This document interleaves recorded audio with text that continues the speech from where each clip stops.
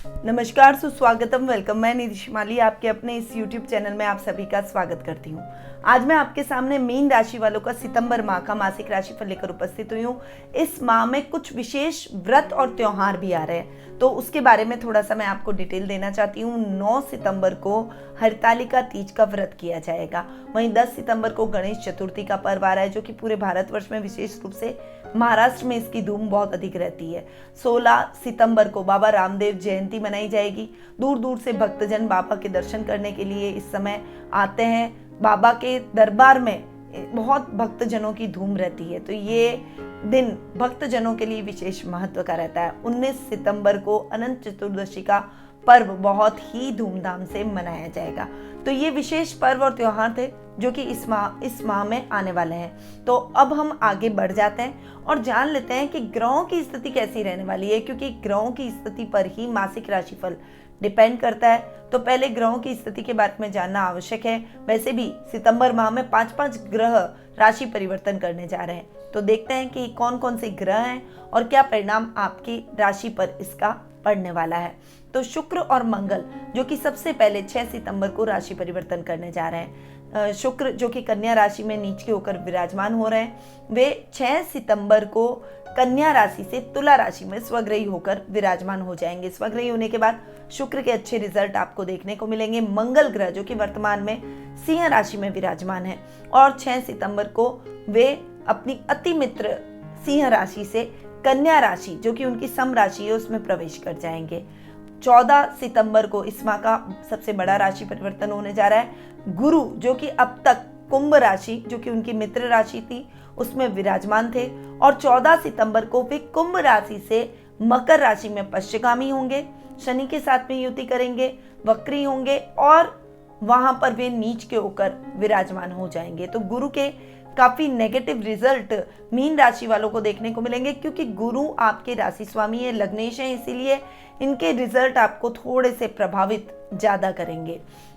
17 सितंबर को सूर्य का राशि परिवर्तन होने जा रहा है। सूर्य वर्तमान में सिंह राशि में स्वग्रही होकर विराजमान हो रहे हैं और 17 सितंबर को वे सिंह राशि से कन्या राशि में जो कि उनकी मित्र राशि है उसमें प्रवेश कर जाएंगे। वहीं सबसे लास्ट राशि परिवर्तन होने जा रहा है बुध का, जो कि वर्तमान में कन्या राशि में उच्च के होकर विराजमान है और लगभग पूरे माह उच्च के होकर कन्या राशि में विराजित रहने के बाद में 22 सितंबर को वे कन्या राशि से तुला राशि में जो कि उनकी सम राशि है उसमें प्रवेश कर जाएंगे। शनि ग्रह इस पूरे माह मकर राशि में स्वग्रही होकर विराजमान रहेंगे। राहु वृषभ में और केतु वृश्चिक राशि में विराजमान रहने वाले हैं। तो ये ग्रह गोचर की स्थिति है जो कि हमें इस माह देखने को मिलेगी। अब इसका क्या इफेक्ट मीन राशि वालों पर पड़ता है उसके बारे में जान लेते हैं। तो शुरुआत करते हैं हमारे सितंबर माह के मासिक राशिफल की। सबसे पहले बात करते हैं पारिवारिक स्थिति की, और पारिवारिक स्थिति में सबसे पहले पर्सनैलिटी का नाम आता है, क्योंकि हमारा व्यक्तित्व ही हमारी पहचान है। तो अगर मैं पर्सनैलिटी की बात करूं तो लग्नेश गुरु जो कि नीच के हो रहे हैं 14 सितंबर को, यानी आधे महीने तो वो आपको बहुत अच्छे रिजल्ट देंगे, परंतु लास्ट हाफ मंथ में आपको बहुत ज्यादा ध्यान रखना पड़ेगा। गुरु नीच के होकर आपके 11th हाउस में जाकर शनि के साथ में युति करके विराजमान हो रहे हैं। लग्नेश का 11th हाउस में जाकर बैठना बढ़िया, परंतु नीच के होकर और वहां 11th हाउस में जाकर बैठे हैं तो थोड़ा सा आर्थिक स्थिति को फ्लक्चुएट कर सकते हैं। इस समय आपको थोड़ा सा फाइनेंशियली दिक्कतों का सामना करना पड़ सकता है। परिवार का सपोर्ट जरूर रहेगा, पर दादा दादी के स्वास्थ्य को लेकर, ददियाल में रिश्तों को लेकर, अपने घर के परिवार के सदस्यों पर, अपने खुद के ऊपर, परिवार के घर के रख रखाव पर ऐसे कुछ खर्चे अनर्गल निकल कर आ जाएंगे जिसे आप हैंडल नहीं कर पाएंगे और उस वजह से उधार लेने की स्थितियां भी उत्पन्न आपके जीवन में हो सकती है। हालांकि आपके पारिवारिक सदस्यों के सहयोग से आपको उधार नहीं लेना पड़ेगा, पर फिर भी स्थितियों पर काबू पाना बेहद आवश्यक है। अपने खर्चों को अगर आप नियंत्रित कर देंगे तो आपको किसी से भी उधार लेने की, किसी से ऑब्लिगेशन लेने की जरूरत नहीं रहेगी। तो थोड़ा सा इस समय आपको अपने खर्चों को ध्यान में रखकर आगे बढ़ना पड़ेगा। व्यक्तित्व में किसी भी प्रकार की कमी नहीं आएगी, परंतु आप जो बात अपने मन की एक्सप्रेस करना चाहते हैं, जो बात आप लोगों को पहुंचाना चाहते हैं, वो आपकी बातें उल्टी पड़ जाएगी। लोग आपकी बातों को गलत वे में लेंगे, आप सही वे में बोल रहे हैं फिर भी वो आपको गलत लेंगे। ऐसी परिस्थितियां इस समय उत्पन्न होती हुई दिखाई देगी, इसीलिए बहुत तोल मोल कर बोलिएगा, थोड़ा सा सोच समझ कर आगे बढ़िएगा, फूक फूक कर कदम रखिएगा। और बोली एक ऐसी चीज़ है जो एक बार हमारे मुंह से निकल जाए तो वापस शब्द हम वापस अपने अंदर नहीं ले सकते हैं। इसीलिए अपने शब्दों को जितना हो सके तोल मोल कर निकालिएगा। और कहाँ बोलना है, कैसे बोलना है, वो आप बखूबी जानते हैं, तो थोड़ा सा संभल कर रहिए। आपके कुटुंब में, आपके तालमेल में किसी भी प्रकार की कमी नहीं आएगी। इवन अब कुटुंब वालों से रिलेशन बहुत ही अच्छे होंगे। अब तक जो थोड़ा सा एक दूरी, एक गैप रिश्तेदारों से बना हुआ था, आप एक शाइन शैडो के अंदर थे, अपने एक शाई नेचर के अंदर अपनी लाइफ में मस्त थे, अब आपका खुलकर व्यक्तित्व सबके सामने आएगा।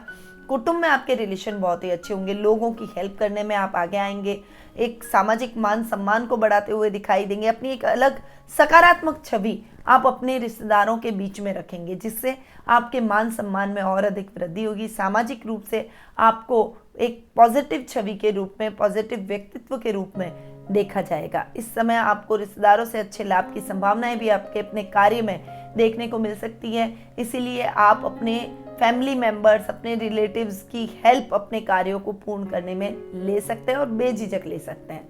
इस समय आपको अपने भाई बहनों से भी बहुत अच्छा सहयोग प्राप्त होगा। हालांकि वो उनके साथ आपकी यात्राएं बहुत होगी, खर्चे भी बहुत अधिक होंगे, इसीलिए इस समय आपको थोड़ा सा खर्चों पर कंट्रोल करना पड़ेगा। चाहे वो करे चाहे आप करें, मितव्ययता सबको, सभी पारिवारिक सदस्यों को रखनी है। इस बात को ध्यान में रखकर चलें। हालांकि अपने शौक पर खर्च व्यक्ति को करना चाहिए, पर अनर्गल खर्च करने से भी बचना चाहिए। करें पर एक बजट बनाकर चलें, एक उसके लिए भी एक अलग बजट निकाल दें कि भाई इतना ही खर्च करेंगे, उससे आगे अगर खर्च करेंगे तो स्थितियां विपरीत हो जाएगी। इसीलिए अपने बड़े भाई बहनों के साथ भी आपको थोड़ा सा ट्यूनिंग, तालमेल बनाकर चलना है और खुद भी अनर्गल खर्च करने से रुकना है और उनको भी अनर्गल खर्च करने से रोकना है। थोड़ा सा इस बात का ध्यान रखिएगा। वैसे आप अपने मितव्ययता की वजह से अपने खर्चों को कंट्रोल कर ही लेंगे। आपकी माँ के साथ आपके संबंध बहुत ही अच्छे रहेंगे। इस समय माँ के साथ आपकी ट्यूनिंग और भी अधिक बेहतर होती हुई नजर आएगी। जीवन साथी और माँ दोनों ही मिलकर आपको पूरा सपोर्ट करेंगी। घर में बहुत प्रेम और सौहार्द का माहौल रहेगा और आपको अच्छा लगेगा कि आपके लाइफ पार्टनर और आपकी माँ के बीच में भी एक अच्छी बॉन्डिंग बनती हुई दिखाई देगी। यानी ये समय आपके माता के हिसाब से, आपके लाइफ पार्टनर के हिसाब से बहुत ही अच्छा, बेहतरीन और सपोर्टिव आपको देखने को मिलेगा। संतान की तरफ से आपको कोई भी दिक्कत नहीं होगी। संतान आपके कहने में रहेगी, इवन आपकी बातों को मानेगी, आपको फॉलो करेगी, आपको आइडियल मानेगी। अगर आपके बराबर की है तो आपके काम में आपको हेल्प करेगी, जिससे आपके काम में आपको अच्छे लाभ की स्थितियां भी देखने को मिलेगी। पिता से थोड़ा सा आपको पिता के साथ में आपको सतर्क रहकर चलना पड़ेगा, संभल कर चलना पड़ेगा। ऐसी कोई बात ना करें, ऐसा कोई आर्ग्यूमेंट ना करें जिससे उनका मन आहत हो जाए, क्योंकि इस समय पिता के भाव के स्वामी है गुरु, जो कि नीच के हो रहे हैं और ये समय उस हिसाब से सही नहीं है। कार्य क्षेत्र को लेकर, प्रॉपर्टी को लेकर कुछ विवाद हो सकते हैं, कुछ मतभेद आपके और आपके पिता के बीच में हो सकते हैं। इसलिए अपने दोनों के बीच में मतभेद न आने दें और ईगो कभी भी फादर के साथ में तो बिल्कुल भी मत रखिए। देखिए, पिता हमारे लिए पूजनीय होते हैं। माता पिता का स्थान जीवन में कोई नहीं ले सकता। जितना वो आपके लिए सोचेंगे, जितना वो आपकी केयर करेंगे, जितनी वो आपकी टेंशन करेंगे, उतना कोई भी नहीं कर सकता। इसीलिए उनकी बातों को सुने, उनका सम्मान करें और उनकी बातों को ग्रहण करने का प्रयास करें, ताकि उनको किसी भी प्रकार की ठेस ना पहुंचे। और कम से कम आर्ग्यूमेंट बिल्कुल भी मत कीजिए, क्योंकि उनको जो लाइफ का एक्सपीरियंस है वो आपको कभी नहीं हो सकता। आप अपने आप को इतना बड़ा मत समझिए कि आप अपने पिता के साथ तर्क वितर्क की स्थितियां उत्पन्न करते हैं। इसीलिए अपने माता पिता का सम्मान कीजिए। पिता के साथ विशेष रूप से थोड़ी सी ट्यूनिंग बनाकर आपको चलनी ही चाहिए। तब आप पिता से अच्छा लाभ भी प्राप्त करेंगे, उनसे मार्गदर्शन प्राप्त करेंगे और काफ़ी समस्याएं वो आपके साथ में खड़े रहकर ही सॉल्व कर देंगे। तो थोड़ा सा अपने पिता के साथ ट्यूनिंग बनाकर रखिएगा। और आपके ससुराल वालों के साथ में आपको सपोर्ट मिलेगा, उनके साथ आपका रिलेशन और भी अधिक मजबूत होता हुआ चला जाएगा। वहीं ननियाल पक्ष, ददियाल पक्ष, हर तरीके से आपके लिए सपोर्टिव परिवार रहेगा। पर इस समय आपको जो मैंने बताया है कि परिवार के साथ आपको कैसे ट्यूनिंग बनाकर चलनी है, इस बात का आपको विशेष रूप से ध्यान रखना है। तो पारिवारिक स्थिति ओवरऑल आपकी सुदृढ़ रहेगी, बहुत ज्यादा डावाडोल नहीं रहेगी। समझदारी आप पर है कि आप रिश्तों को कैसे हैंडल करते हैं। आगे बढ़ते हैं और जान लेते हैं आर्थिक स्थिति के बारे में। आर्थिक स्थिति की यदि मैं बात करूं तो लाभ भाव को, सुख स्थान को और धन भाव इन तीनों को देखा जाएगा।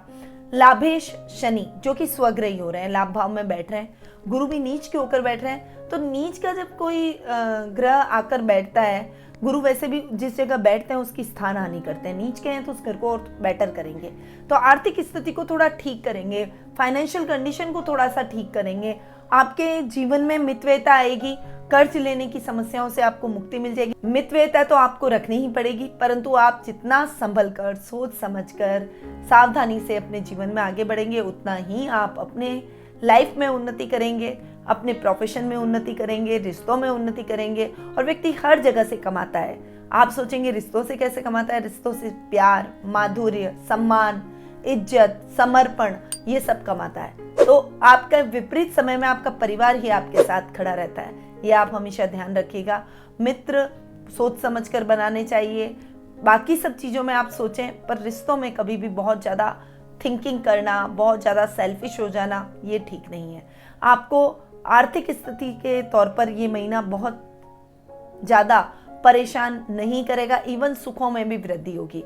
घर में इलेक्ट्रॉनिक गैजेट्स खरीद सकते हैं, पारिवारिक सदस्यों के साथ मिलकर घर के रखरखाव पर थोड़ा सा इंटीरियर को आप चेंज करते हुए दिखाई देंगे, या फिर आप अपने घर के इंफ्रास्ट्रक्चर को थोड़ा सा रिनोवेट करते हुए दिखाई देंगे।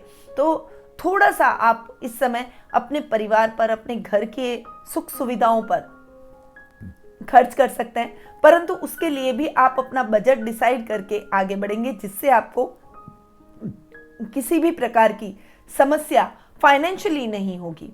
रोजमर्रा के लाभ में आपकी वृद्धि होगी, इवन आपके रोजमर्रा के लाभ को आप दुगना तिगुना करने में सक्षम होते हुए दिखाई देंगे।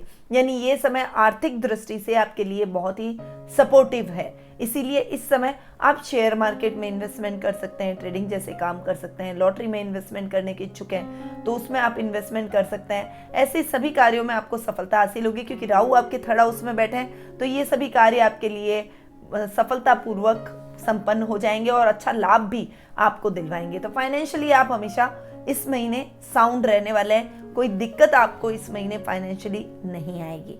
आगे बढ़ते हैं और जान लेते हैं शिक्षा, करियर और व्यवसाय के बारे में।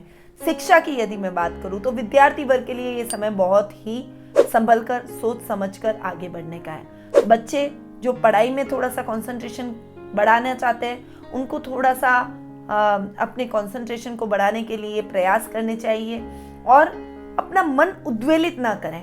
मतलब कि आपकी चंचल प्रवृत्ति से आपको बाहर निकलना पड़ेगा, तभी आप अच्छे मार्क्स अपनी पढ़ाई में ला सकते हैं। अगर आप एक काम कर रहे हैं तो पहले उस काम को पूरा कर लें, फिर दूसरे काम को शुरू करें, फिर उसे पूरा करके फिर तीसरे काम को शुरू करें। ऐसा नहीं कि एक काम अधूरा छोड़ा, दूसरा किया, दूसरा अधूरा छोड़ा, तीसरा किया। ये प्रवृत्ति आप में है, इसलिए मैं आपको इस महीने आगाह कर रही हूँ, क्योंकि ये प्रवृत्ति आपके ऊपर हावी हो सकती है और उस वजह से पढ़ाई पर इफेक्ट पड़ सकता है। इसीलिए इस प्रवृत्ति को अपने ऊपर हावी न होने दें, थोड़ा सा स्थिर रहें, थोड़ा सा पढ़ाई पे कंसंट्रेट करें और अगर अकेले नहीं कर पा रहे हैं तो ग्रुप डिस्कशन करें, ताकि आप अपने मार्क्स को और अधिक इम्प्रूव कर सकें। ये महीना आपके लिए फेवरेबल है, इसीलिए आप मेरी इस सीख को जरूर ध्यान में रखिएगा। विद्यार्थी वर्ग अगर अपनी पढ़ाई पर पूरा अच्छे से कंसंट्रेट करेगा तो आपकी मेहनत का यथेष्ट फल भी आपको जरूर प्राप्त होगा। अगर करियर की बात करूं तो करियर के भाव के स्वामी है मंगल, जो कि केंद्र में जाकर बैठ रहे हैं। बहुत बढ़िया, भाग्य आपका बहुत साथ देगा। इस समय आपके भाग्य के सहयोग से आप अपने सभी अधूरे पड़े हुए कार्यों को पूर्ण कर डालेंगे। नौकरी पेशा लोगों के लिए जो भी पेंडिंग वर्क है वो खत्म हो जाएगा और अच्छे से आप अपने काम में कंसंट्रेट कर पाएंगे। हालांकि जो मेहनत कर रहे हैं उतना आपको रिजल्ट नहीं मिलेगा, क्योंकि आपके कर्मेश गुरु जो कि नीच के हो रहे हैं वो आपको इतने अच्छे परिणाम नहीं देंगे, पर आपके अधूरे पड़े हुए कार्यों को आप जरूर पूरा कर लेंगे। नए कार्यों की शुरुआत से आपको बचना चाहिए। इस समय कोई भी बड़ा या रिस्की काम करने से आपको बचना है, बड़ा इन्वेस्टमेंट करने से बचना है, अपने स्टाफ के साथ में तालमेल बनाकर चलना है। यदि आप नौकरी पेशा व्यक्ति हैं तो अपने सहकर्मियों के साथ में तालमेल बनाकर चलें। उनके साथ ट्यूनिंग बिगाड़ी तो आपको अकेले ही अपने कार्यों को पूर्ण करना पड़ेगा, किसी का सहयोग आपको नहीं मिलेगा और उस वजह से आप अपने कार्यों को भी अधूरा छोड़ देंगे, जिस वजह से आपको अपने अधिकारियों की भी डांट सुनने को मिल जाएगी। इसलिए इस समय आपके लिए उचित यही है कि आप अपने सहकर्मियों के विश्वास को जीतें, उनके साथ में आप आगे बढ़ें, एकता और संगठन के साथ में आप अपने कार्यों को पूर्ण करें। तभी आपके सभी कार्य 1 बाय 1 पूर्ण होते चले जाएंगे। उन कार्यों में किसी भी प्रकार की समस्या आपको नहीं आएगी। इस बात का आपको विशेष रूप से ख्याल रखना है, तभी आप अपनी नौकरी में सक्सेसफुल होंगे। वरना मेहनत आप कर रहे हैं, क्रेडिट कोई और ले जाएगा, झूठे आरोप लग सकते हैं, लापरवाही की वजह से बॉस से डांट सुनने को मिल सकती है। ऐसी कई समस्याएं आपके जीवन में उत्पन्न हो जाएगी और आपके पास में उनका सॉल्यूशन भी नहीं होगा। इसीलिए बेहतरी यही रहेगी कि आप सतर्कता के साथ आगे बढ़ें, अपने अधूरे पड़े हुए कार्यों को पूर्ण करें, कोई भी नए कार्य की शुरुआत ना करें और जो रूटीन में आपके काम चल रहे हैं उन्हीं को आगे बढ़ाने का प्रयास करें। नौकरी पेशा लोगों के लिए व्यापारी वर्ग के लिए ये महीना बहुत अच्छा रहने वाला है। व्यापार के भाव के स्वामी बुध जो कि स्वग्रही हो रहे हैं, वैसे भी बुध व्यापार के कारक ग्रह है, इसलिए आपका व्यापार बहुत ही अच्छी प्रगति करेगा। अब तक जो मंदी की मार आप झेल रहे थे या फिर आपका काम फ्लक्चुएट हो रहा था, तो वो सब समस्याएं अब खत्म हो जाएगी, आपका व्यापार चल निकलेगा।